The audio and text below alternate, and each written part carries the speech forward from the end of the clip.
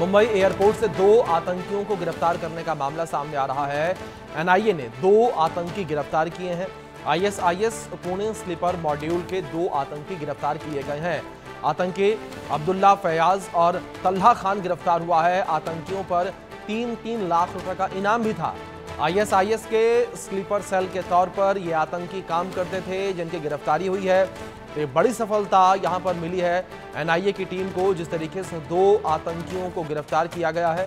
मेरे सहयोगी शाहिद अंसारी लगातार बने हुए हैं। शाहिद, जिस तरीके से कि बड़ी खबर निकलकर सामने आई कि एक और मुंबई एयरपोर्ट और ताज पैलेस होटल को बम से उड़ाने की धमकी दी गई, दूसरी ओर एनआईए के द्वारा कार्रवाई की जाती है और 2 आतंकियों को मुंबई एयरपोर्ट से ही गिरफ्तार किया जाता है।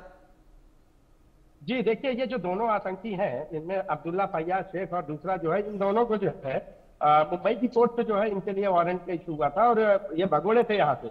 आपको याद होगा कि 2023 में जब एनआईए ने जो है आईएसआईएस का जो है इस पूरे सिंडिकेट का पर्दाफाश किया था, तो उस दौरान अब्दुल्ला फैयाज और तलहा खान, ये जो दोनों आरोपी हैं, ये दोनों जो है भाग गए थे और इन पर जो है एनआईए की विशेष अदालत ने 3-3 लाख रुपए का इनाम भी घोषित किया था।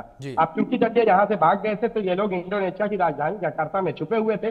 2 साल बाद इन्हें ऐसा लगा कि अब शायद वापस आएंगे तो हो सकता है कि इनकी पहचान ना हो, लेकिन चूंकि एनआईए को ये पूरी तरह से जानकारी मिल गई थी कि ये आज मुंबई एयरपोर्ट से जो है वापस जो है भारत आने वाले हैं, तो उनको इन्होंने जो है एनआईए की टीम और दूसरे अफसरान जो है इस पूरी चीज को लेकर जांच कर रहे थे। जैसे ही ये एयरपोर्ट तक पहुंचे, इन दोनों को गिरफ्तार कर लिया गया। हालांकि इस दौरान जब 2023 में आईएसआईएस का जो इस मॉड्यूल का जो है पर्दाफाश किया गया था, तो उस दौरान एनआईए ने ये बात देखी कि जो बम की बम फटने के लिए जो चीजें इस्तेमाल की जाती है, उसका निरीक्षण ये लोग कर रहे थे।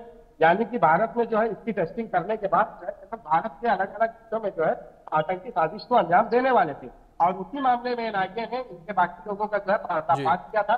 क्योंकि ये परीक्षा इन लोगों ने इसकी टेस्टिंग कहाँ की थी, ये सारी चीजें एनआईए को मालूम थी और उसके बाद जब इन दोनों को भटक लगी तो ये यहाँ से भाग गए। 2 साल बाद जब इन्हें लगा कि अब मामला शांत हो गया है तो ये भारत वापस आने की कोशिश कर रहे थे, लेकिन एनआईए के हाथ से चल गए। जी बिल्कुल शाहिद, बहुत शुक्रिया आपका जुड़ने के लिए और इन अपडेट्स के लिए भी।